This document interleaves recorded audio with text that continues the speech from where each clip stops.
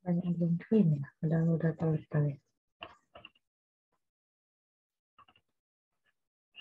PowerPoint-nya udah nampak? Sudah, Bu. Daftar hadir ya, silahkan diisi. Jangan lupa minggu depan pertemuan kelima kita kuis. Materi dari pertemuan 1 sampai pertemuan keempat hari ini. Silahkan dipelajarin. Hari ini kita akan bahas tentang, ini slide-nya berubah ya? Berubah nggak? Berubah, Bu. Yang welcome to class ya? Welcome to class bukan? Yang pertemuan ini akan, benar slide-nya? Iya, Bu. Benar, Bu. Oke, kalau slide-nya mantap info nanti ya. Pertemuan ini akan mempelajari tentang better formulation by pre-processing, formulasi yang lebih baik dengan teknik yang namanya pre-processing, kemudian automatic problem pre-processing, tightening bound, penguatan batas pada variabel, pre-processing pure, pre-processing murni pada pemrograman bilangan bulat 01, kemudian decomposing a problem into independent subproblems. Jadi dari sebuah permasalahan kita akan decomposing menjadi subproblem yang bebas. Better formulation by preprocessing. Jadi ada formulasi lebih baik. Jadi sebenarnya sudah ada formulasinya, cuma akan dibuat lebih baik dengan teknik yang namanya preprocessing. Jadi misalnya ini contohnya ada pure IP. Pure IP artinya pemrograman bilangan bulat murni, di mana variabelnya semuanya variabel keputusannya akan bernilai integer. Gitu. Jadi kalau dia semuanya bernilai integer namanya pure IP, atau ada yang menyebutnya ILP, integer linear programming. Misal ada tiga kendala, 2Y1 tambah 2Y2 kecil sama dengan 3. Nah ini tandanya Y1 dan Y2 integer, artinya pure IP. 3Y1 tambah 2Y2 kurang dari sama dengan 3, Y1 dan Y2 integer. Y1 tambah Y2 kurang dari sama dengan 1, Y1 dan Y2 integer. Ini kalau kita plotting ke dalam gambar, nanti ada gambarnya, maka kita dapat lihat bahwa setiap kendala dari 1, 2, dan 3 ini terdiri dari tepat himpunan yang sama. Jadi himpunan S itu kemungkinan solusinya, kemungkinan solusi Y1 dan Y2. Jadi ini Y1, ini Y2, ini Y1, ini Y2, ini Y1, ini Y2. Kemungkinannya nilai Y1 0, Y2 0. Kalau disubstitusikan 2 kali 0 tambah 2 kali 0 kurang dari sama dengan 3. 0 kurang dari sama dengan 3. Klop. Gitu ya. 3 kali 0 tambah 2 kali 0. Benar, kurang dari sama dengan 3. 0 tambah 0 kurang dari sama dengan 1. Memenuhi semua kendala. Kemungkinan yang kedua, Y1 bernilai 0 dan Y2 bernilai 1. Jadi 2 kali 0 tambah 2 kali 1. Benar, kurang dari sama dengan 3. 3 kali 0 tambah 2 kali 1. Kurang dari sama dengan 3. 0 tambah 1 kurang dari sama dengan 1. Kemungkinan yang terakhir, nilai Y1 bernilai 1 dan Y2 bernilai 0. Jika Y1 bernilai 1, maka 2 kali 1 ditambah 2 kali 0 kurang dari sama dengan 3. Memenuhi. 3 kali 1 tambah 2 kali 0 kurang dari sama dengan 3. 1 tambah 0 kurang dari sama dengan 1. Kenapa 1 dengan 1 nggak masuk di sini? Kalau yang di atas 1 dengan 1, kalau ini kita substitusikan Y1-nya 1, Y2-nya 1, maka dia udah pasti tidak memenuhi ya. Jadi 4 kan? 2 kali 1 tambah 2 kali 1. Jadi cuma ada 3 kemungkinan. 00, 01, atau 10. Kalau kita relaksasi bahasa Indonesianya, permintaan integer dari Y1 dan Y2, maka kita akan dapatnya seperti ini sebenarnya. Ini sama kan? Ini sama kayak di kendala IP1 tadi, integer programming 1, integer programming 2, dan ini integer programming 3. Kalau tadi, sebelumnya di IP1, ini Y1, Y2-nya integer. Ketika kita relaksasi, kita cukup membuatnya kendala non-negatif, Y1, Y2 besar sama dengan 0 untuk setiap kendala. Di sini ada definisinya the set. The set itu himpunan.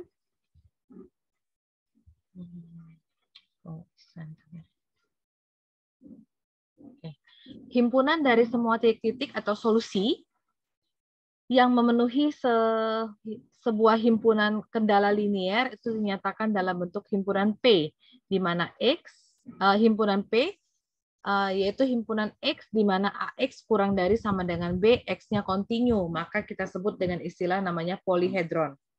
Kemudian di-recall kembali, kalau AX kurang dari sama dengan B, itu menyatakan himpunan kendala standar yang linear. Jadi kalau non-standarnya, ini ada kurang dari sama dengan, lebih dari sama dengan sama dengan. Sama dia juga dengan kendala non-negatif, X lebih besar sama dengan 0, yang dapat di-convert ke dalam bentuk standar. Sebagai contoh, X lebih besar sama dengan 0, itu dapat di-convert menjadi, kalau X besar sama dengan 0, sebenarnya kalau dikalikan, ini tandanya lebih besar sama dengan ya. Dia artinya non-standard form. Ketika kita ubah ke standard form, dikalikan negatif, jadi min X, tanda lebih besar sama dengan akan menjadi lebih kecil sama dengan 0. Ya kan? Jadi, sama sebagai gantinya ke dalam bentuk AX kurang dari sama dengan B. Jadi definisi ini menyatakan bahwa sebarang daerah visible yang dibentuk oleh sebuah program linear itu disebut dengan namanya polyhedron. Kalau untuk pure integer programming, pemrograman bilangan bulat murni, sebuah formulasi untuk daerah yang layak daripada integer murni didefinisikan sebagai berikut daerahnya. Jadi diberikan himpunan SY yang anggotanya Y elemen dari ZP, di mana GY kecil sama dengan B, nilai Y-nya integer. Jadi ada sebuah polyhedron di mana P subset daripada E pangkat P. Itu adalah sebuah formulasi untuk SY, jika dan hanya jika SY merupakan irisan dari P dan SY. Kalau SY merupakan P irisan SY, maka SY merupakan subset daripada P.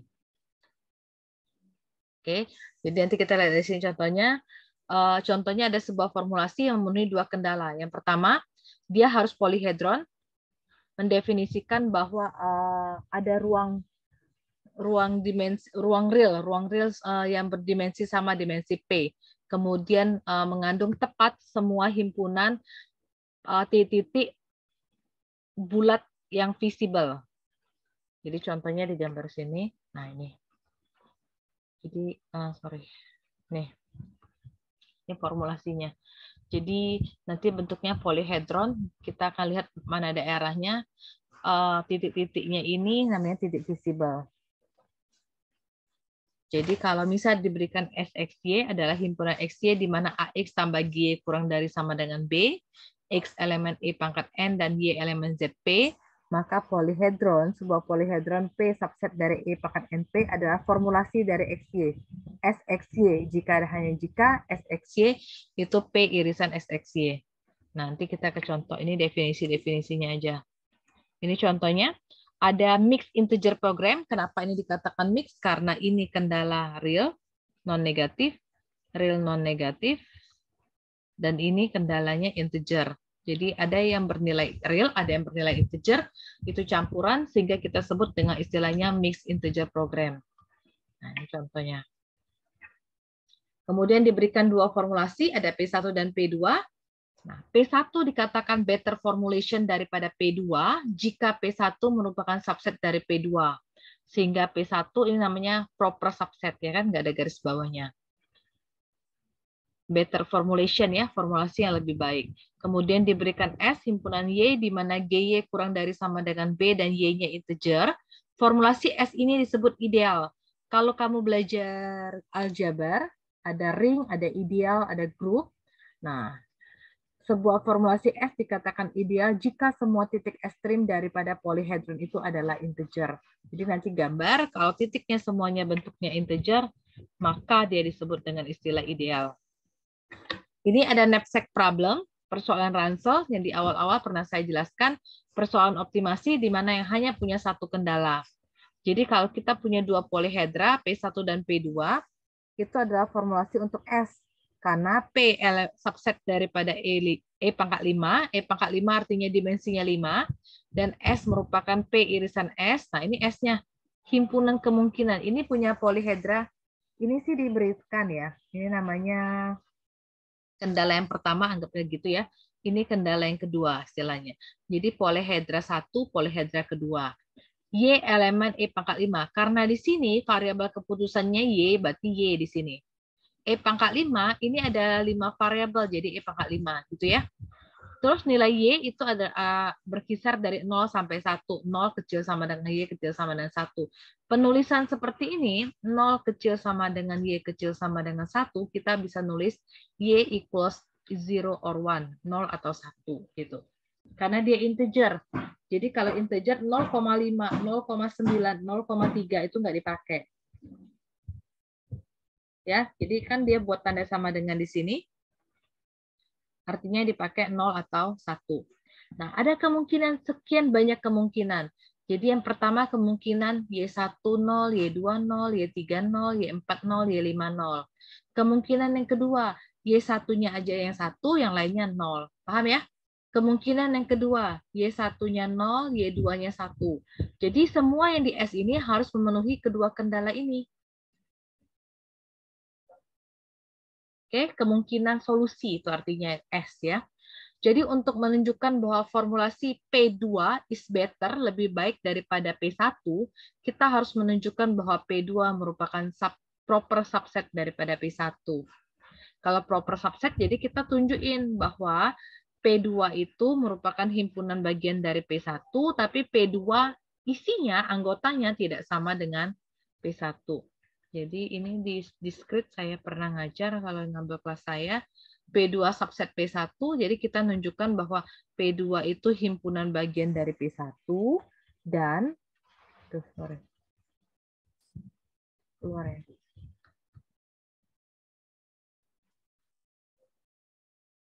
P2 subset daripada P1, ya kan? Dan P2 tidak boleh sama dengan P1. Tuh. Jika kita dapat menunjukkan bahwa semua titik P2 itu ada di P1, artinya P2 itu subset daripada P1. Jadi sama, semua titik-titik yang ada di P2 itu ada di P1, artinya P2 subset P1. Kemudian jika kita juga bisa menunjukkan bahwa ada titik P1, ada yang di P1, tapi tidak ada di P2. Berarti dia P2 proper subset P1. Ini pertama kita menunjukkan bahwa semua titik P2 ada di P1. Jadi cara menunjukkannya P2 ini nih, 3, 3, 1, 3, 1. Cara menunjukkan biar 3Y1 tuh bisa menyentuh dengan 13Y1, berarti dikali 4. Nih, semuanya dikali 4. Saya tulis ulang aja P2-nya ya.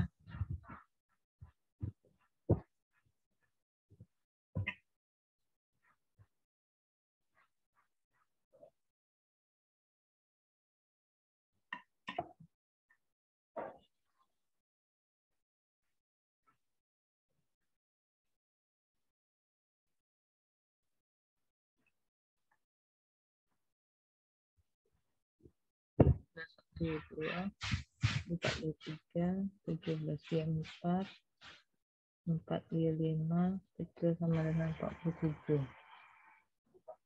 Yang P2-nya 3Y1 ditambah 3Y2 tambah Y3 tambah 3Y4 tambah Y5 kecil sama dengan 8. Nah, P2 ini kalau kita ingin menunjukkan bahwa semua titik P2 ada di P1, atau dengan kata lain kita mau menunjukkan bahwa P2 itu proper, P2 adalah subset daripada P1, yang P2 ini dari 3Y1 tambah 3Y2 tambah Y3 tambah 3Y4 tambah Y5 kecil sama dengan 8, kita kali dengan yang namanya 4.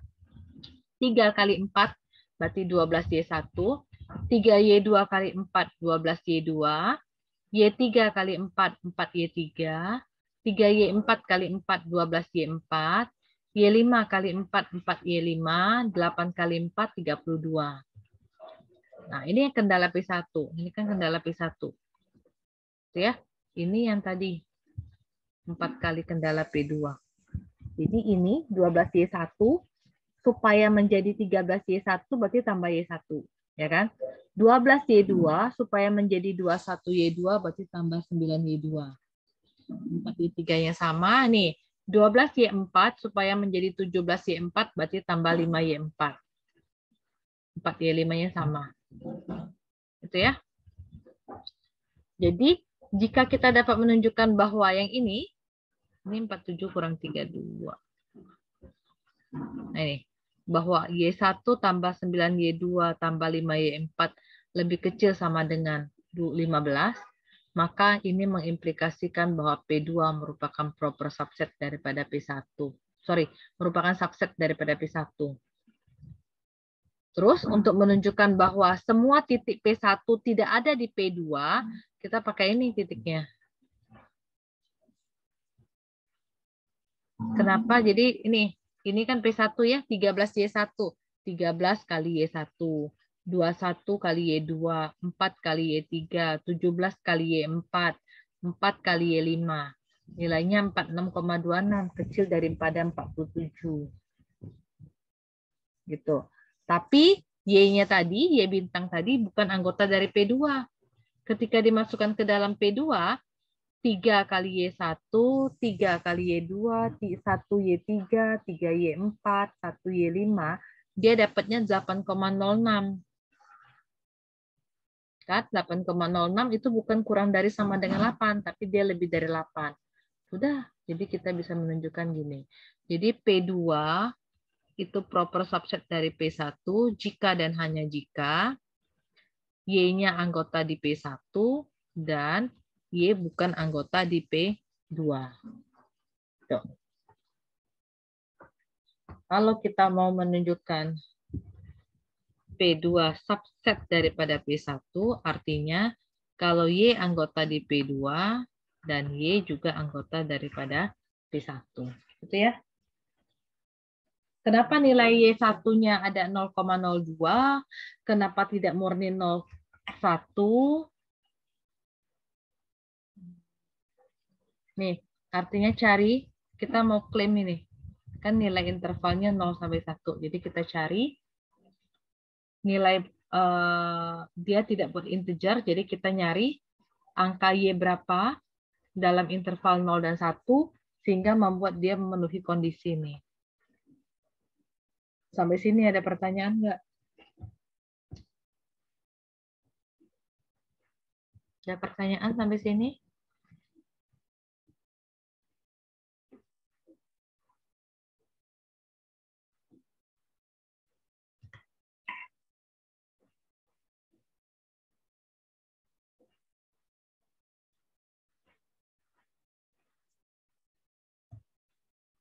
Contoh yang kedua, ini sudah yang di bab 2 kemarin, persoalan fasilitas lokasi yang uncapacitated.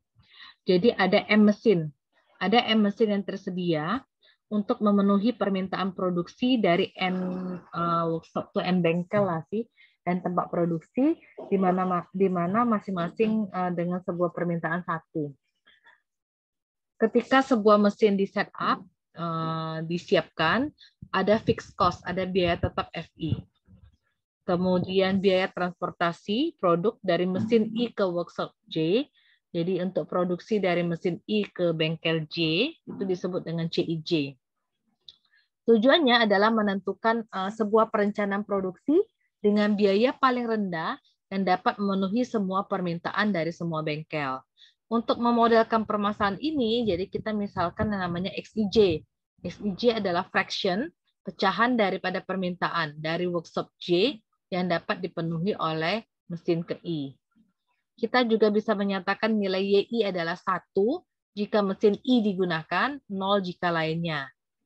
Jadi ada dua alternatif model nih, boleh pakai model yang di atas, boleh pakai model yang di bawah. Ini sama, jadi ada cost ya, biaya CIJ, XIJ, transportation cost, dan ini ada fixed cost-nya, biaya tetap. Sama kendalanya, fungsi tujuannya sama, kendala yang pertama juga sama, sigma XIJ sama dengan 1. Nah, yang membedakan ada di kendala yang kedua. Kendala yang kedua di sini lebih kecil sama dengan NYI. YI tadi menyatakan ini, YI mesin ke I digunakan. Nah, ada berapa kali mesin yang digunakan? Kalau ini kecil N, kalau ini dia tepat kecil sama dengan YI, jadi satu aja mesinnya. Nah, ini kendalanya ada dua ya. Jadi yang ini XIJ-nya besar sama dengan 0, non negatif, YI-nya bernilai 0 atau 1. Jadi bedanya cuma di sini. Dua-duanya bisa dipakai untuk uncapacitated facility location problem. Sekarang ke automatic problem preprocessing. Jadi apa yang dilakukan sebenarnya pentingnya di sini dari preprocessing, tightening bounds, penguatan kendala, penguatan batas pada variabel, fixing variabel, kita akan memperbaiki variabel, mengeliminasi kendala yang berlebihan, mengidentifikasi ketidaklayakan, memperkuat kendala, mendekomposisi persoalan menjadi persoalan sub-sub persoalan yang bebas, kemudian scaling koefisien matriks, pengalian matriks koefisien. Nah, yang pertama tightening bounds. Kita memperkuat batasan pada variabel. Jadi ada batasan pada variabel continue. Persoalan pemrograman linear terbatas ya, ini dinyatakan dalam bentuk ini. Saya selalu ngulang ini model program linear, ya kan? Sigma CJXJ, sigma AIJXJ kurang dari sama dengan BI. Kenapa dia dikatakan variabelnya continue? Dilihat dari sini. Ini yang menyebabkan yang namanya variabel continue. Kita berbicara variabelnya continue, variabelnya discrete. Kalau discrete ya gini, nilai XJ-nya hanya 0 atau 1. Ini discrete. Kita bisa nyebutinya 0 atau 1. Kalau ini, nilai XJ-nya lebih besar sama dengan LJ, lebih kecil sama dengan UJ. Jadi dia punya lower bound, LJ ini batas bawah, UJ ini upper bound-nya. Dengan J-nya bergerak dari 1, 2, sampai N. Itu ya, yang menjadikan ciri khas dia variabelnya continue itu di sini. Jadi kalau kita mau tightening bounds, mau memperkuat batasan variabel, kita akan memisahkan koefisien yang positif dan negatif dari variabel. Jadi ini dipisahkan. Sebelah sini untuk koefisiennya positif, sebelah sini untuk koefisiennya negatif. Tetap kecil sama dengan BI. Kemudian ada variabel yang diisolasi, dipencilkan. Jadi AIKXK. Oke, ini yang biasa. Nah, ini koefisien yang variabelnya positif, yang kedua koefisien yang variabelnya negatif. Ruas kanannya sama, kecil sama dengan BI. Nih, K itu apa sih? K itu indeks dari variabel yang akan dihitung untuk kemungkinan batasan yang diperkuat. J itu indeks dari variabel yang tersisa, UJ itu upper bound, batas atas, LJ itu lower bound, batas bawah. Kalau tidak ditentukan, maka kita bisa bilang UJ itu sama dengan M. Kalau ngambil prolim, pernah belajar Big M. Big M itu bilangan yang sangat besar, big number. Dan LJ sama dengan 0. Ya, kalau tidak ditentukan berapa UJ, berapa LJ, berarti batas atasnya sangat besar, big number, batas bawahnya 0. Nah, ini. Kalau koefisiennya positif, AIK-nya besar daripada 0, kalau koefisien positif, maka kita ngitung yang namanya upper bound. Kalau koefisiennya negatif, kita ngitung yang namanya lower bound. Upper bound pakai rumus ini. Persamaan 47. Seper AIK dikali BI dikurang seterusnya. Nanti kita lihat ke contohnya. Kalau AIK-nya atau koefisiennya negatif, kita ngitung yang namanya lower bound. Pakai ini lower L ya. U itu upper. LK topi jadi ini. Nah, yang menjadi ide dasar yaitu bahwa sebarang potensial, batasan potensial yang diperkuat itu harus tidak boleh masuk dalam solusi visible. Sebagai contoh, nanti ada di belakang, nanti kita contoh. Nanti saya kasih lihat contohnya. Yang tadi nanti setelah perhitungan, maka new base bound batasan yang baru ya kan, itu jadi UK sama dengan U topi K, LK sama dengan L topi K. Kalau UK yang lama lebih kecil daripada UK yang baru, maka kita ambil UK yang baru. Gitu. Kalau LK topinya lebih besar daripada LK, maka LK yang baru itu sama dengan LK topi.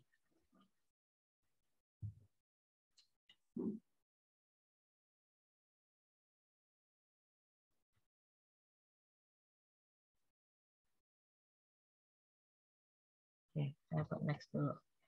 Nih, nanti ada contoh belakangnya ya. Bound, batasan pada variabel integer umum. Seperti saya pernah ngomong beberapa minggu yang lalu, kalau di IP, ketika variabelnya 3,6, saya X1-nya 3,6, kita kan maunya integer. Selama ini kita belajar rounding, pembulatan jadi X1-nya 4. Ya. Tapi kalau di integer programming, 3,6 belum tentu 4, dia bisa juga jadi 3. Jadi bukan aturan pembulatan yang seperti yang kita pelajari, kalau di atas tengah naik ke 4, di bawah setengah, di atas tengah naik tambah 1 kan, di bawah setengah turun. Misalnya 3,3 nih X2. Ini tidak bisa kita simpulkan bahwa X2 sama dengan 3. Bisa jadi X2-nya sama dengan 4. Artinya kalau di sini nilai X2 itu dia akan berkisar dari 3 sampai 4. Tidak selalu karena dia 3,3 bulat nih ke bawah jadi 3. Enggak. Tidak selalu 3,6 bulatkan ke atas jadi 4. Tidak juga. Dia tetap berkisar dari bilangan bulatnya 3 sampai 4. Di sini ada aturannya. Kita bisa rounding fractional values. Jadi ini namanya fractional values. Jadi nilai pecahan yang belakangnya. Ya kan? Jika sebuah variabel integer mempunyai perhitungan nilai batas atasnya non-integer, utopika, maka kita bisa tighten dengan meroundingnya ke bawah. Meroundingnya ke bawah untuk memperoleh bilangan bulat terbesar yang lebih kecil dari uktopi. Jadi kayak gini, XK lebih kecil sama dengan, ini fungsi yang apa namanya, ada yang tahu? Fungsi apa? Dia tanda siku, tapi cuma bawahnya saja yang di siku, yang atasnya tidak. Apa namanya? Kalkulus ada? Fungsi apa? Ada yang tahu?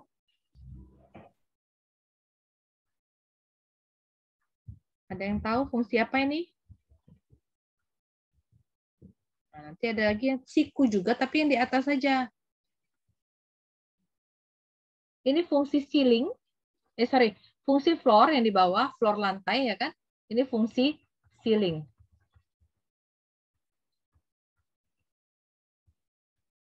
Oke. Jadi kalau misalnya nilainya ini, kita akan rounding, kita bulatkan ke bilangan bulat terbesar yang lebih kecil daripada uktopi.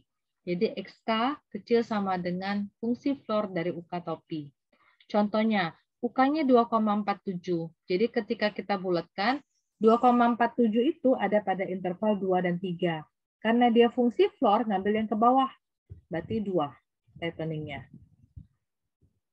Itu ya. Sebagai contoh, jika sebuah variabel integer punya lower bound, batas bawahnya non-integer. Kalau non-integer bisa kita rounding up. Kita bisa bulatkan ke atas untuk memperoleh smallest integer. Bilangan bulat terkecil yang lebih besar daripada LK topi. Jadi ini, XK lebih besar sama dengan LK topi. Contohnya 0,3. Lower bound-nya 0,3. 0,3 kalau dibulatkan kita kira 0 ya. Tapi karena dia dalam bentuk floor dari 0,3 berarti yang atasnya 0,3 berarti 1. Oke. Jadi sebenarnya ingatnya gampang. Kalau dia upper, batas atas, dia pakai floor. Kalau dia lower, dia pakai batas lower itu batas bawah, dia pakai fungsi ceiling. Nah, pertanyaan saya kalau 0,28 berapa? Kalau ada floor ceiling pasti bicaranya bulat. Berapa ini? Floor dari 0,28 berapa? Ada yang tahu berapa floor dari 0,28?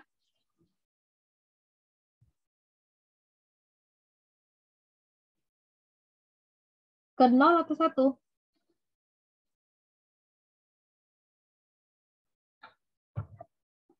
Halo, 0,28 berapa? 0, Bu. Kalau 3,1? 3, Bu. Ceiling, ini ceiling. Ceiling ya, lihat fungsinya. Saya buat ceiling, sikunya atas berarti dia bulatkannya ke 4. Paham nggak yang gini? Paham, Bu. Kalau kamu nggak paham floor dengan ceiling, kita nggak bisa next tuh ini. 2,47 floornya berapa? 2, ya kan? Kalau ceilingnya berapa? 3, Bu. Heeh. Padahal kalau aturan pembulatan 2,47 itu kalau dibulatkan kan 2 ya kan? Ini jadi 3. 3,1 kalau dibulatkan 3 tapi ini jadi 4. Nah, inilah yang bedanya rounding saya bilang tadi. Nah, sekarang ini ada contoh. Di bab 4 ini kita cuma tightening constraint. Jadi yang kendala saja. Fungsi tujuan nggak kita lihat. Jadi misalkan ada model MIP, ini yang ditulisnya cuma kendala. Jadi ini banyak nih kendala, lumayan banyak ini, 3, 6, 7. Ada 7, jadi yang menjadi kendala utuh tuh sebenarnya cuma 2 ini. Ini artinya, kan variabelnya ada apa? X1, X2, X3, Y4, Y5. X1-nya non-negatif. X2-nya berkisar dari 0 sampai 3.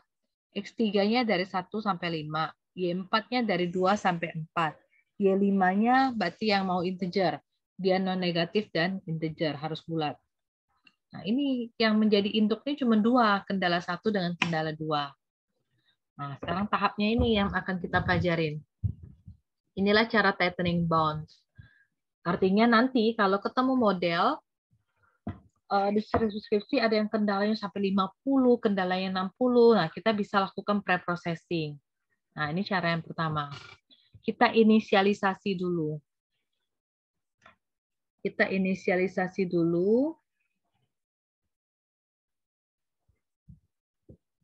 Keluar nggak tulisannya?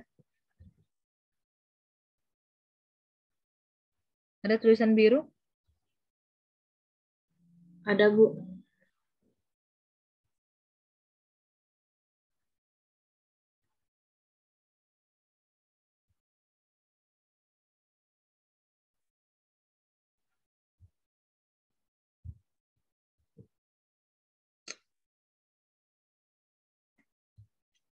Dua Y4. Y5-nya besar sama dengan 0 dan integer. Nah, dari batasan yang dikendala itu, kita inisialisasi namanya. Inisialisasi artinya kita menentukan yang mana upper, yang mana lower. X1 berarti kita cari U1 dengan L1. X2 kita cari U2 dengan L2. Paham nggak? X3 ada U3 dengan L3. Y4 berarti ada U4 dengan L4. Y5 ada U5 dengan Y5. Gitu. X1 lebih besar sama dengan 0. Berarti bilangannya lebih besar sama dengan 0. Artinya kita tidak punya batas atas. Sehingga menjadi upper adalah M, big M. Seperti tadi dibicarakan. Kalau tidak tahu batas atasnya, maka batas atasnya adalah big M yang sangat besar. Lowernya lebih besar sama dengan 0. Berarti batas bawahnya L1-nya 0. Oke, paham yang ini? Sekarang yang 2, 0 sampai 3. Berarti yang menjadi uppernya 3, yang menjadi lowernya 0. Oh, sorry. Satu set. Ini set ketiga, set keempat, set kelima. Yang ini, yang menjadi uppernya berapa? 5 kan? Yang menjadi lowernya 1 di sini. Yang menjadi uppernya berapa? 4. Yang menjadi lowernya 2. Paham? Y5 lebih besar sama dengan 0. Berarti uppernya M, lowernya 0.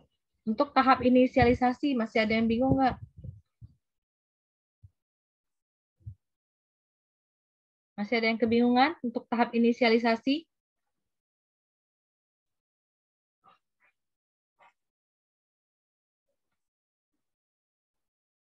Oke, selanjutnya kita ke iterasi 1. Iterasi 1 yang pertama cek constraint 1. Ini kendala pertama ya, 4x1 dikurang 3x2 dikurang 2x3 ditambah y4 ditambah 2y5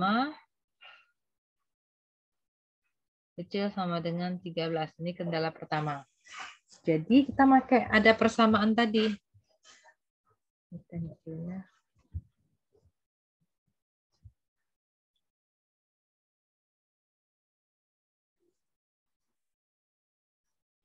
Ini sudah ya, saya hapus ya. Ini ada persamaan tadi. UK topi. Super AIK. BI dikurang sigma AIJ kali LJ. Untuk yang AIJ-nya positif ini dikurang sigma AIJ UJ. Kalau AIJ-nya positif kali lower, kalau AIJ-nya negatif, koefisiennya negatif kali upper. Nah, gitu ya. Kalau positif, kalau koefisiennya positif dikalikan lower. Kalau koefisiennya negatif kalikan upper. Gitu ya. Positif lower, negatif dia upper. Terus kalau LK, di sini ada LK topi, itu sama dengan seper AIK. Itu kalau nyari UK tadi ya. Ini BI tetap sama. BI itu sisi kanan, dikurang sigma. Tadi ada persamaannya. AIJ besar sama dengan 0. Sama sih, AIJ besar sama dengan 0. AIJ LJ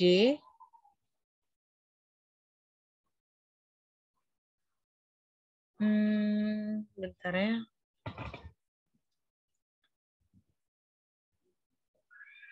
Ini ya.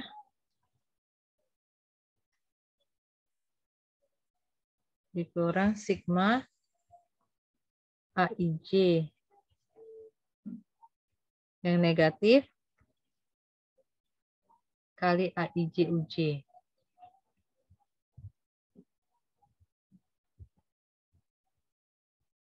Kalau ini AIJ-nya, AIK ya, untuk nilai AIK-nya yang positif.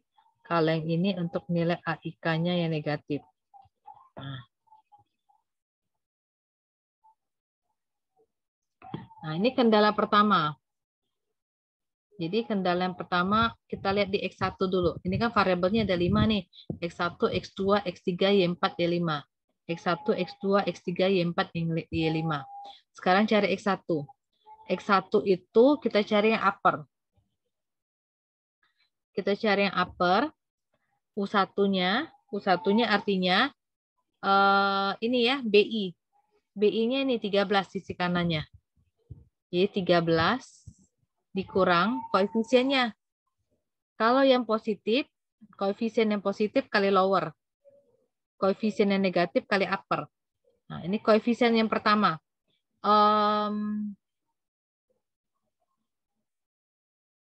Sorry, bentar ya. 2, 3.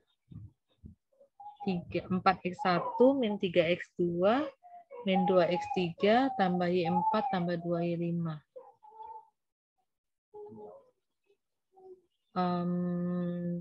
Per 4, oke.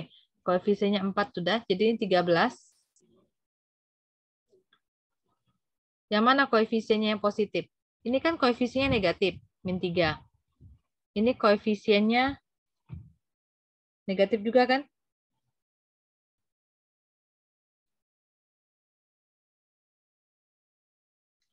Ini min 3 negatif, ini min 2 negatif. Ini 1 yang positif, ini 2 yang positif. Oke? Paham koefisiennya dulu? Karena kok kita mengecek X1, maka yang X1 ini ditutup. Perhatian kita ke variabel selain X1. Min 3 itu koefisiennya negatif, berarti yang AIJ-nya kecil dari 0. Min 2 itu negatif, kan AIJ-nya kecil dari 0. G4 itu 1 depannya. Ini yang positif, AIJ besar dari 0. 2Y5, 2 itu yang positif karena AIJ-nya besar daripada 0. Kita pakai rumus yang ini. Jadi untuk X1 kita nyari U1 namanya. Jadi X1 nggak pernah ada U2, nggak pernah ada U3. Kita cari U1. Sisi kanannya 13, ini 13, dikurang. Lihat, koefisien yang positif dulu baru dikalikan lower. Yang positif itu ada di 1 dan ada di 2, oke? 1 dikalikan lower. Lowernya berapa?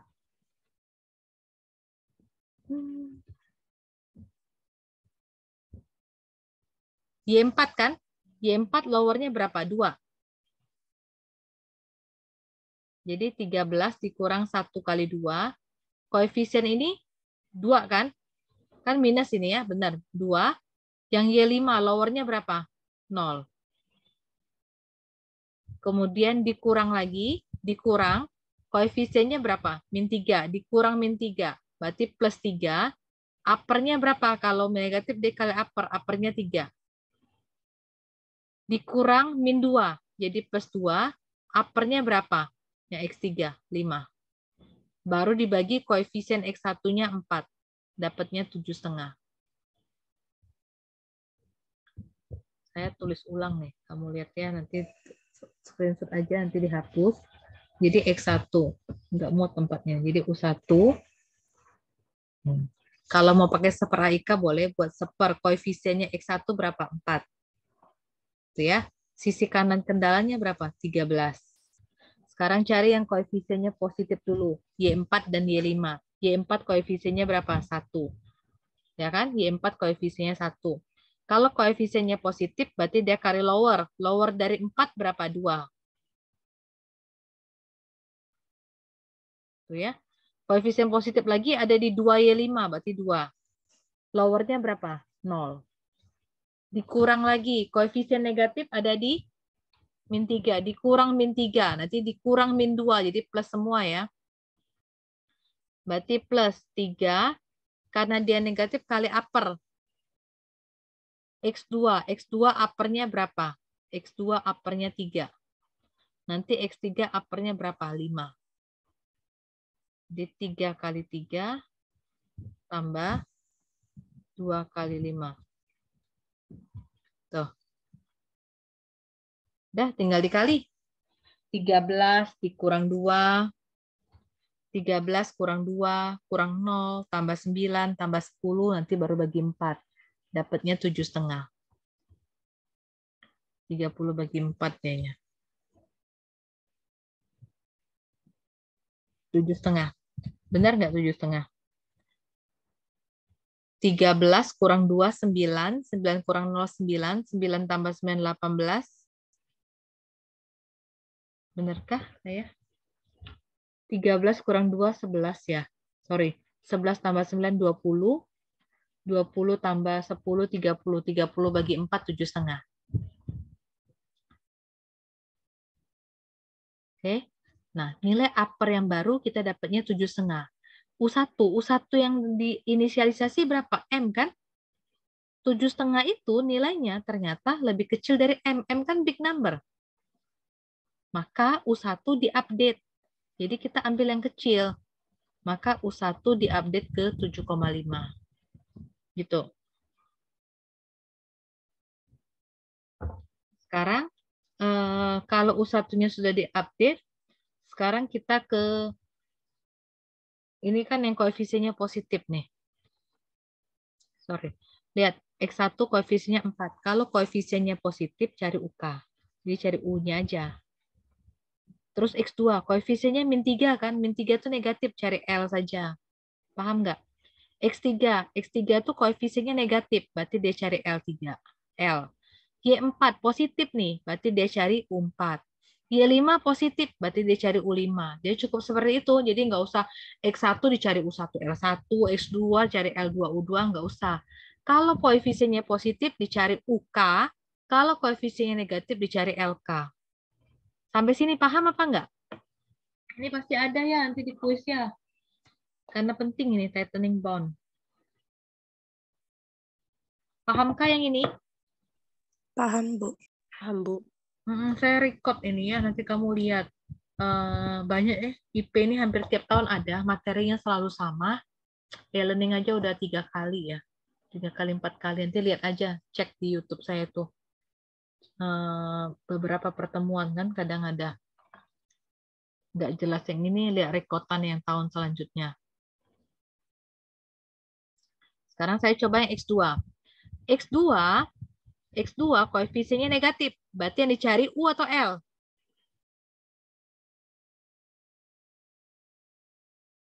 U atau L? X2 kan min 3X2 nih. Min 3X2. Negatif. Jadi yang dicari UK atau LK? LK, Bu. Nah, cari L. Berarti karena X2 berarti dia L2. Seper. Sisi kanannya berapa? 13 kan? Sorry. X2 sisi kanannya benar. Sisi kanan 13. Koefisiennya berapa? Min 3 kan? Berarti seper min 3. 13 gitu ya. Dikurang. Koefisiennya ayo. Koefisiennya positif dulu. Positif itu terjadi di 4, 1, sama 2. 4X1 berarti dikurang 4. Kurang 4. Kalau positif dia kalikan tadi apa positif. Dia di sini positif, dia kali lower. Lowernya L1 berapa? 0. 0, Bu. 4 kali 0. Yang positif lagi ada di Y4. Y4 koefisiennya 1. Lowernya berapa? L4, 2. Koefisien positif ada lagi di 2Y5. Berarti koefisiennya 2 minus. L5-nya berapa? 0. Dikurang lagi yang koefisien negatif. Dikurang min 3, dikurang min 2. Jadi plus semua ya. Plus 3 kali uppernya berapa? U3-nya berapa uppernya? 5. Oh, sorry. Benar ya? Saya salah enggak? 13 kurang 4 kali 0, 1 kali 2, 2 kali 0. Oh, sorry. Kan 3-nya enggak lagi ya. Tolong dikoreksi. Ini kan posisi X2, sedangkan kita X2. Jadi X2-nya di skip. Koefisien negatifnya ada di X3. Min 2 nih. Min 2. Berarti dia plus 2. Karena dia negatif, berarti yang dikali upper. Uppernya 3 berapa? 5. 5, Bu. Oke, beres nih. Jadi 13 dikurang 0. 13 dikurang 2 itu 11. 11 kurang 0, 11. 11 tambah 2 tambah 10. 21. 21 dibagi min 3, min 7. Nilai L2 yang baru itu min 7. Sebenarnya ini topi. Sebenarnya ini topi-topinya. Benar nggak? Nilai yang baru itu min 7. Sekarang kita lihat dengan nilai L2 yang diinisialisasi. Nilai L2 yang diinisialisasi 0. Ya kan? Min 7 lebih kecil daripada 0. Jadi tidak perlu kita update. Oke, min 7 lebih kecil daripada 0. Jadi tidak perlu kita update. Nah, saya buat di sini. Nih, yang untuk kapan update dan kapan tidak update. Kriteria update nih saya buat. Kriteria update.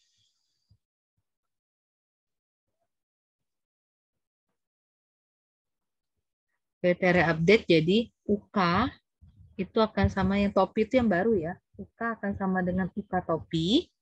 UK akan sama UK topi jika UK topinya, nilai UK yang baru lebih kecil daripada UK yang lama, gitu ya. Seperti contohnya yang di contoh 1. UK topi 7,5, U1 topi 7,5, U1 biasanya M. 7,5 memang kecil daripada M. Maka UK yang baru sama dengan 7,5. Kemudian, kalau dia LK, itu akan sama dengan LK topi, kriterianya berbeda kalau lower, jika LK topi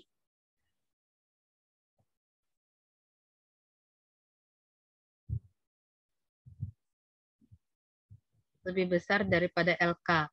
Jadi kalau LK barunya lebih besar, dia akan berubah jadi LK yang baru. Lihat, LK yang baru ini min 7.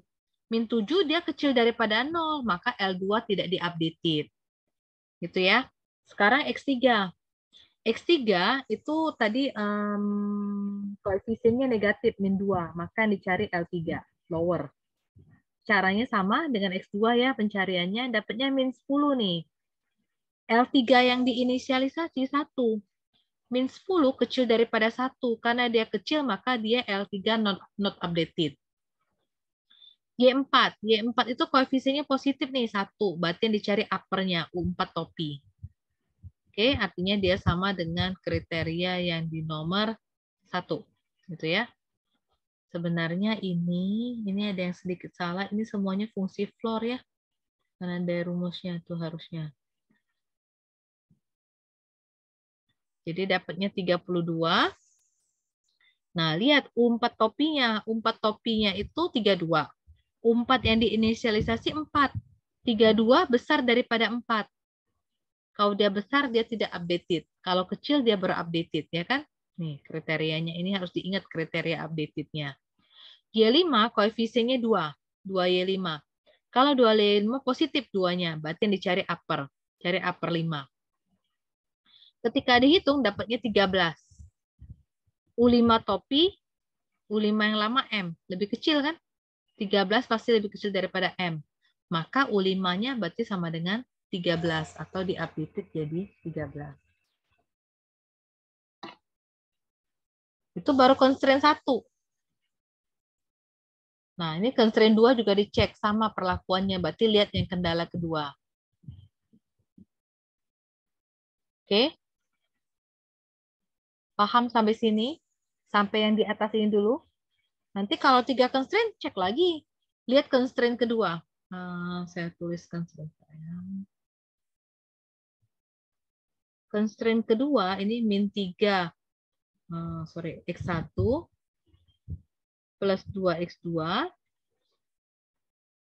min X3 plus 2Y4 plus 3Y5 kecil sama dengan min 9. Gitu. Min 3 X1.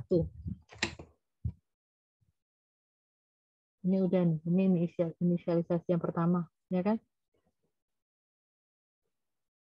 Ini tetap dipakai kan? Ini cek constraint kedua.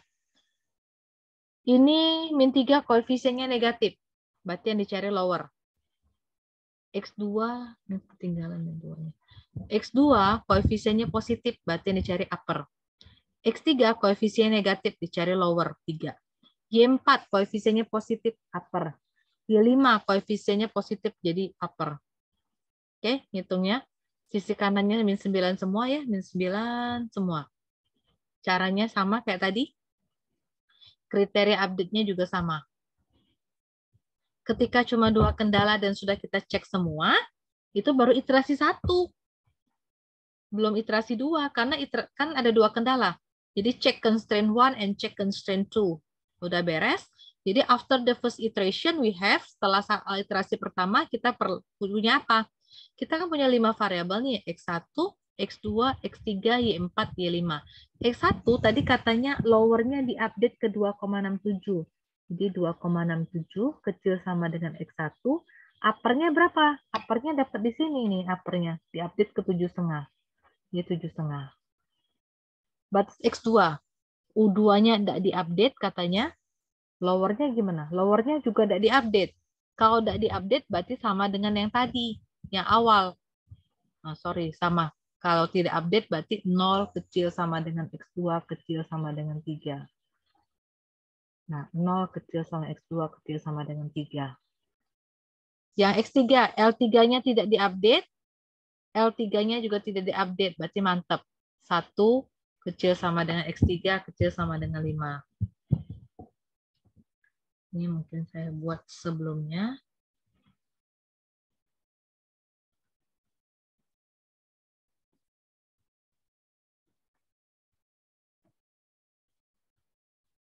Ini sebelumnya di soal ya.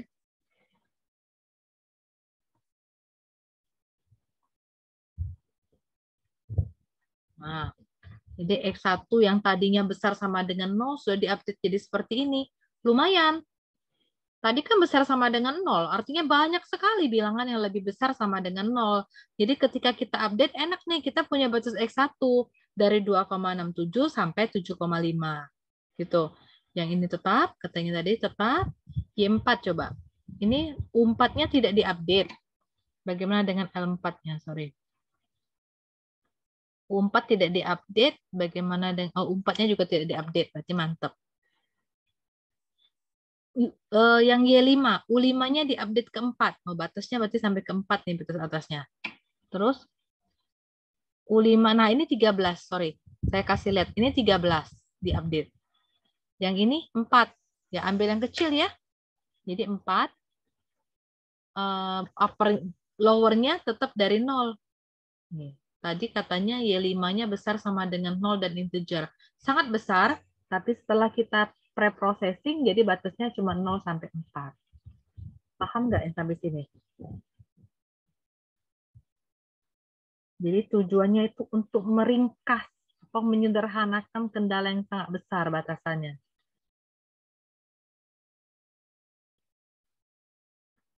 Ada pertanyaan sampai situ?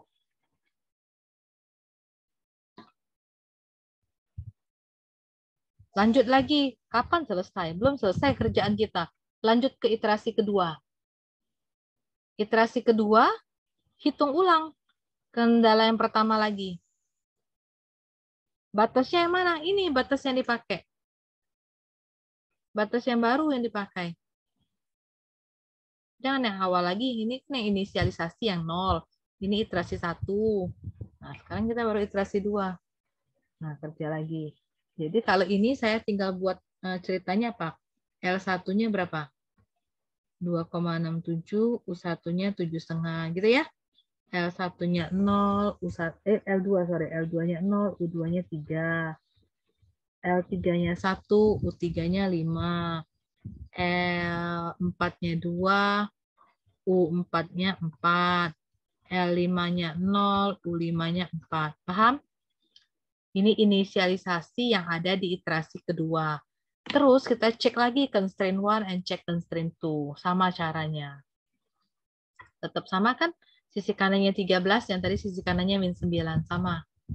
Nah, ini udah mulai pakai batasan baru kan? 2,67 ada tadi. Kriteria update-nya sama seperti yang saya tulis tadi.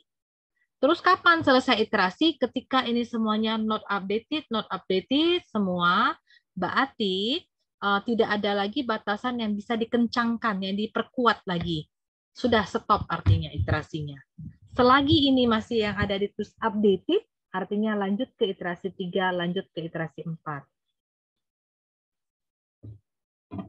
Paham nggak sampai sini? Ada yang mau diulang nggak sebelum saya lanjut? Lumayan banyak bahannya ini. Penting ya bab ini. Bab ini ya semua banyak sih bahan-bahan IP nih, penting semua. Ada pertanyaan sampai sini? Ini dia antara ngerti dan enggak ya.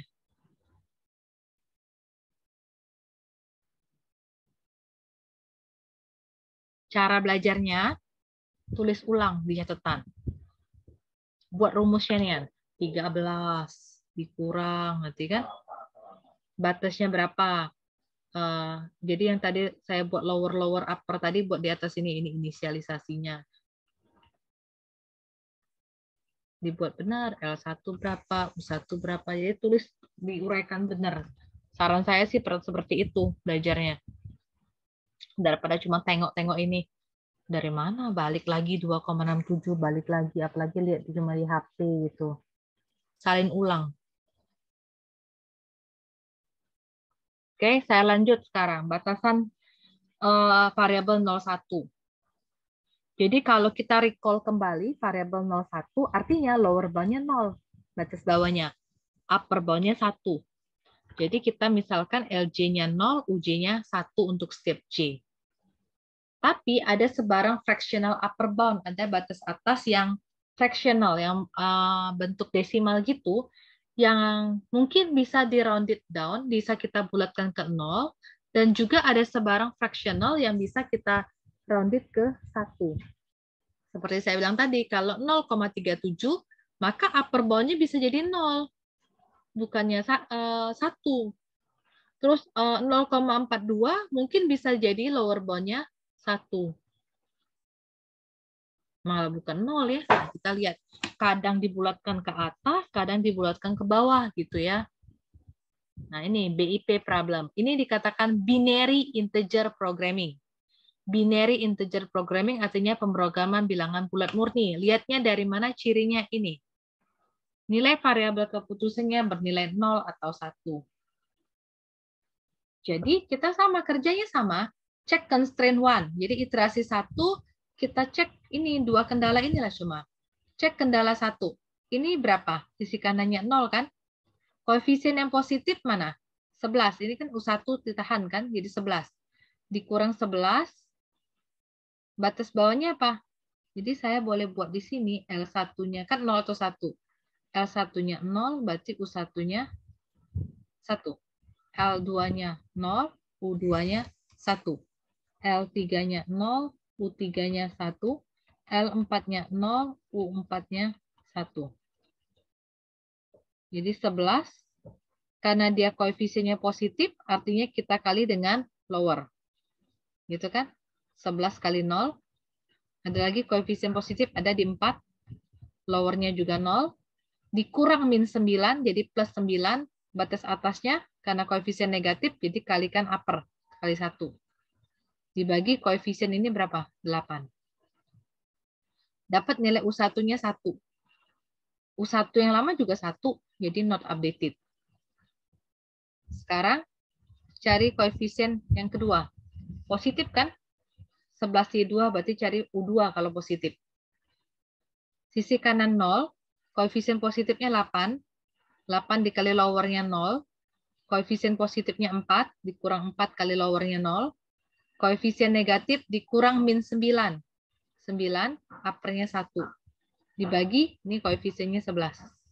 Dapatnya 0. Pakai fungsi floor ya. Harusnya kan gini. Ini kan 0 dikurang 0 dikurang 0 tambah 9 bagi 8. 1 komaan. Benar ya? 1 komaan ketika di floor jadi 1. 0 kurang 0 kurang 0 tambah 9 bagi 11. 9 bagi 11 itu juga 0, jadi di floor kan juga 0. Nilai U2-nya 0 nih, lihat. U2 yang baru 0. U2 yang lama berapa? 1. Berarti kita ambil yang ini, namanya updated. U2 di-updated. Di-update. Atau kita fixkan Y2-nya 0 boleh. Kalau Y-nya 2, 0, berarti 8Y1. 11 kali 0, 0. Ya kan? Langsung 8 dari 8Y1 ditambah 11Y2 kurang 93 seterusnya. Jadi Y2-nya 0. 8Y1 dikurang Y3, 9Y3 tambah Y4. Y1 4 kali 0, 0. Y1 kurang 6Y3 tambah Y4. Kecil sama dengan min 5. Tuh. Udah habis ya? Nggak ada lagi ya? Baru constraint 1 kan yang diejahkan, dikerjakan tadi. Kok nggak dicari, Bu? Ini baru U1, U2, ini koefisien negatif. Silahkan dicari nanti. Koefisien negatifnya, kalau Y3 berarti negatif, berarti cari L3. Ini koefisien positif, berarti cari U4. Ya? Nah, sekarang iterasi yang kedua. Ya kan? Cari U1, U2 sudah nggak lagi kan, tapi sudah dapat 0 kan? L3 sama U4. Cari lagi, baru cek constraint yang kedua. Sama perlakuannya sama persis dengan yang tadi. Cuma bedanya, kalau tadi kan, ini sorry saya balik lagi. Nah, tadi kan kendalanya seperti ini. Ini MIP, mixed integer. Kalau ini BIP 0 atau 1. Jadi kalau BIP cukup gini, L1-nya 0, semuanya 01, 01. Lowernya 0, uppernya 1. Nah, semuanya udah not updated, not sampai iterasi 3 loh ini. Ini iterasi 2, belum ada 1 ya, yang di fix kan jadi 1. Tulis lagi Y3-nya 1, substitusi. Nah, iterasi ketiga, nih. Not updated semua, beres, berarti inilah. Kendalanya 8Y1, 4Y4, 9, Y1 tambah Y4 kecil sama 1, tulis di sini.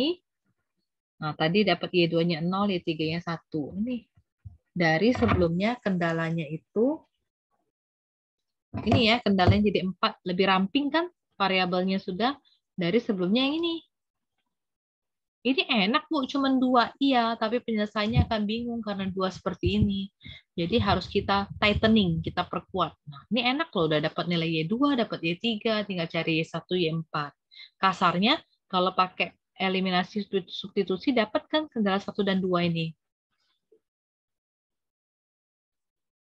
Paham nggak yang ini? Ada pertanyaan nggak sampai sana dulu?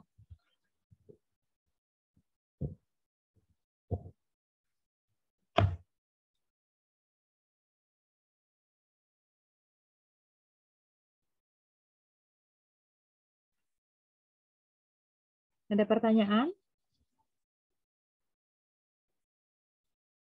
Belum ada, Bu. Nah, kalau yang ini, yang ketiga, yang ke subbab 434, memperbaiki variabel, kendala yang berlebihan, dan invisibility. Banyak ini, sama-sama mirip-mirip kerjanya. Jadi ada sejumlah variabel, ada sejumlah teknik untuk memperbaiki variabel. Jadi kita cuma diskusi yang 3 tadi. Yang pertama, katanya kalau untuk persoalan maksimasi, kalau AIJ-nya positif, ya kan, AIJ-nya positif dengan nilai koefisien di tujuannya negatif, maka kita benarkan XJ pada lowernya. Kalau AIJ-nya negatif dan CJ-nya positif, maka kita benarkan XJ pada uppernya. Itu ini caranya. Jika AIJ besar dari 0 dan CJ, maka kita benarkan XJ di LJ. Kalau AIJ dan CJ, maka benarkan ini. Hafal ini itu nggak usah apa sih, catatannya ada ya, harus dilihat. Kedua, jika base bound-nya, batas terbaiknya pada sebarang variabel diperoleh dengan mengaplikasikan tightening bound tadi, maka kita dapat LK topi, LK bintang sama dengan UK bintang, maka variabel XK bisa dijadikan LK bintang. Ketiga, berdasarkan batasan pada left hand side sisi kiri kendala, maka kita perbaiki variabel di bawah kondisi berikut. Satu kali variabelnya sudah diperbaiki, maka kita bisa remove, kita ganti dengan mensubstitusikan variabelnya ke nilai model. Kayak tadi dapat Y2-nya 0, substitusikan langsung. Dapat Y3-nya 1, substitusikan langsung. Dia akan menghasilkan a smaller visible region, daerah layak yang lebih kecil. Ada 3 cara itu. Nah, contohnya gini, ada definisi untuk kendala ke I, ini upper, ini lower. Jadi uppernya, kalau koefisiennya positif kalikan upper, kalau koefisien negatif kali lower. Oke, kalau nyari L besar I, berarti koefisien yang positif kalikan LJ, jadi ya, koefisien negatif kalikan UJ. Ini hampir mirip nih. Tinggal ganti-ganti AIJ, LJ, AIJ, UJ-nya. UI itu adalah batas atas pada sisi kanan kendala ke I, baris. LI itu batas bawah pada sisi kanan kiri, pada sisi kiri, sisi kiri kendala ke I. Dengan membandingkan right hand side, nilai yang kanan, maka kita akan mengidentifikasi kendala yang berlebihan. Terus kita bisa mengidentifikasi kendala yang tidak visible, tidak layak. Dan kita juga bisa memperbaiki variabel. Jadi sekali kerja ada 3. Jadi normally kita punya nilai DI, nilai sisi kanan itu sebenarnya ada pada lower I, L besar I, dan U besar I. Nih, ini juga 3 cases ya kan? 3 kemungkinan. Kalau BI-nya besar sama dengan UI, maka kendala ke I itu redundant. Redundant itu berlebih-lebihan dan harus dibuang dari permasalahan. Boleh kita hapus.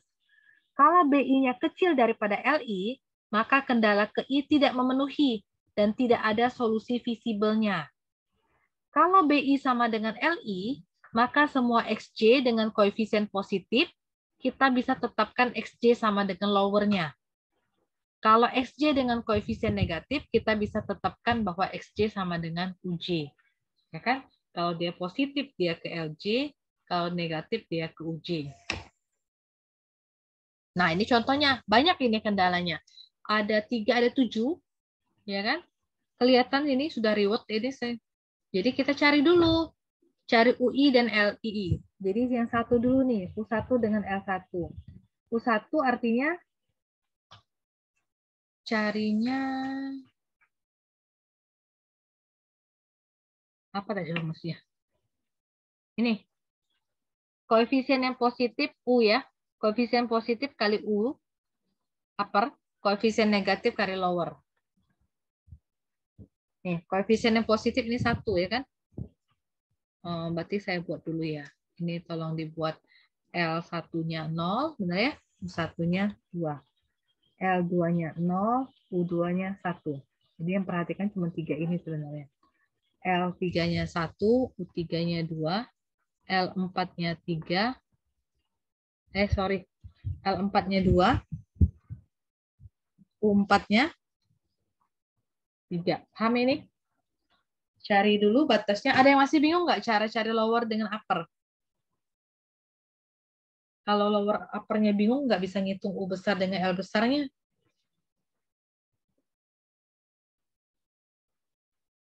Ada yang masih bingung yang itu?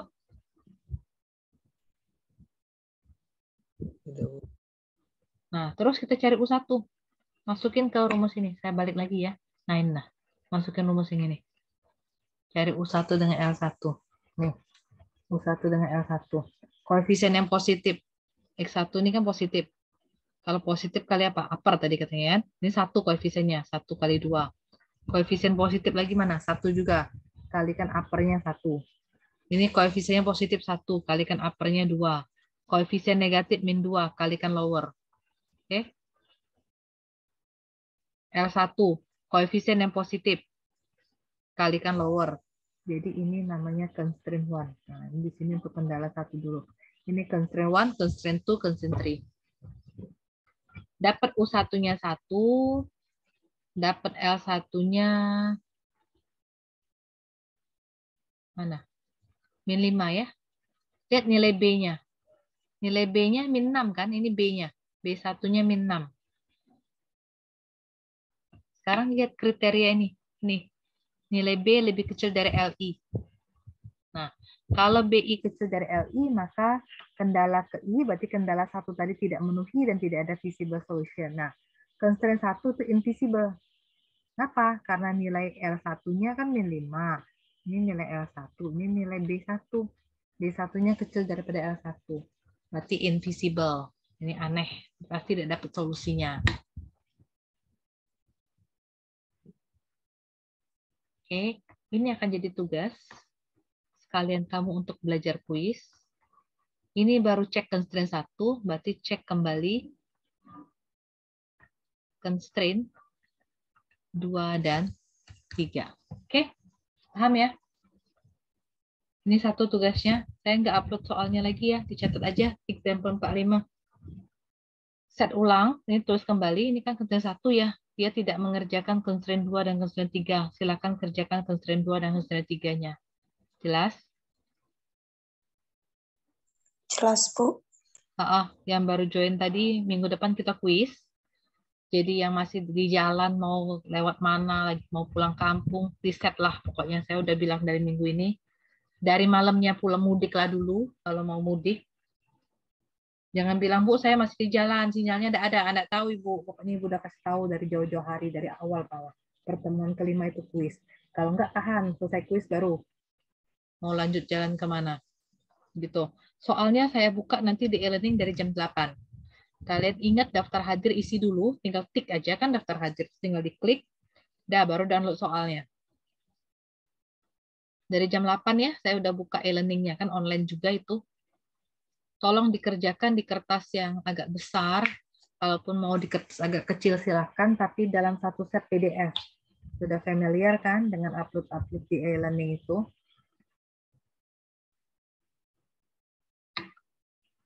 Jangan di JPEG ya, terpisah-pisah. Nanti saya download, karena e-learning itu suka error. Kita nggak tahu kapan dia error.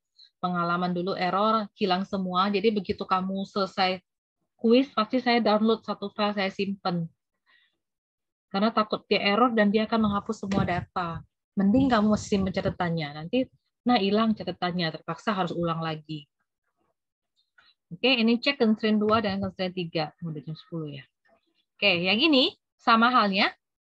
Oke, ini sama halnya, tapi dia cuma baru. Nah, ini ketolong dilengkapin tiga-tiganya. Jadi ada 2 tugas di sini. 2 soal, 1 tugas tapi 2 soal. Sama kerjaannya. Jadi, ini cara cari U1, L1 saya ulang di sini, cara carinya. Nanti U2, L2 terus. Kapan dia kriterianya ini nih, yang diperhatikan. Oke, example 45 dengan example 46 ya, menjadi tugas. Oke, ini sudah ada sebenarnya di sini. Oke, tinggal buat pakai kalimat kalian sendiri saja. Sampai sini ada pertanyaan nggak? Enggak, Bu. Saya sampai situ aja bahannya, kebanyakan ya. Nanti takutnya terlalu banyak. Ini nanti pre-processing untuk 01, nanti setelah kuis aja saya kasih. Jadi slide ini, pertemuan ke-4 ini masih pakai lagi nanti di pertemuan ke-6. Karena ini, nah ini penting semua. Yang di 4 ini semuanya penting banget. Idenya apa ini? Kalau kamu punya skripsi teman atau skripsi kakak tingkat yang sudah, dia kan punya model, kendalanya banyak, kamu bisa pakai model dia lagi, tapi kamu pre-processing. Dengan cara apa? Tightening constraint seperti ini tadi. Nah ini tightening, nanti saya ajarin minggu depan setelah kuis. Nah ini, jadi kendala dia sudah modelkan. Kita boleh pakai model dia, tapi kita kerjakannya apa? Pakai pre-processing. Atau mau pakai yang kita pelajarin barusan. Nah ini. Kita baru belajar apa? Jadi perbaikan variabel, kendala berlebihan dan invisibility pada model, subcovering problem, studi kasus apa. Boleh, modelnya kita pakai. Nih, pakai ini. Ya simple, kita kerjakan kendala dia 15, kita kerjakan nih 15. Boleh untuk skripsi kita bab 4. Banyak kan yang bimbingan saya, bimbingan Bu Fitri itu banyak sekali kendalanya tuh. Ada yang sampai 100-an. Lumayan kita ngerjain ininya. Nanti dapat kendala yang diperkuat. Nah, kayak gini nih. Sorry, ini kendalanya yang rapi kan, sudah. Nah, kita coba lagi modelnya. Dia tadi dapat Z-nya berapa, model dia. Model baru dengan kendala yang sudah kita perbaiki dapat Z-nya lebih berapa. Kalau kasusnya maksimum, kita lihat apakah Z yang dia dan Z kita lebih maksimum punya kita, punya dia. Kalau ternyata punya dia, tulis di bab 4. Kalau ternyata model dia sebelum di pre-processing lebih bagus gitu. Kalau punya kita lebih bagus, kita bilang ternyata model tersebut harus di pre-processing karena menghasilkan nilai fungsi tujuan yang lebih baik. Gitulah. Tidak harus selalu dipaksa kerjaan kita lebih baik daripada punya yang sebelumnya gitu. Kan namanya skripsi, kan dikerjakan. Kita belum tahu apakah dengan pre-processing kita akan menghasilkan model yang lebih bagus atau malah menjadi model yang lebih jelek. Tinggal nanti dibuat di kesimpulannya. Ternyata model ini nggak bagus tuh kalau di pre-processing. Kalau bagus, nah ternyata model yang ini bagus di pre-processing karena menghasilkan solusi yang lebih optimal dengan fungsi tujuan yang lebih maksimal atau minimal gitu. Nah, bahan kuisnya sampai sini. Sampai tadi, ini tugasnya example 45, example 46. Saya buat tempat submission di pertemuan keempat. Nanti upload di situ. Ada pertanyaan nggak? Semua tugas jadi akan bergabung dengan kuis, jadinya namanya MTR. Gitu ya. Tugas harusnya bagus lah nilainya. Nanti tambah kuis jadi MTR. Jadi jangan sampai jatuh di nilai kuis. Kalau tugas-tugasnya bagus, kuisnya anjlok ke bawah, ya nanti rata-ratanya pasti kecil. Setidaknya tugasnya sudah membantu 2/3 bagian kamu. Sudah 2 kali kan tugasnya. Sudah 2 kali apa sekali saya ngasih tugas ya? Ini yang kedua, Bu. Oke, benar. Jadi udah 2/3 bagian. Tinggal kuisnya. Nanti baru full TS. Oke, cukup. Ada pertanyaan nggak?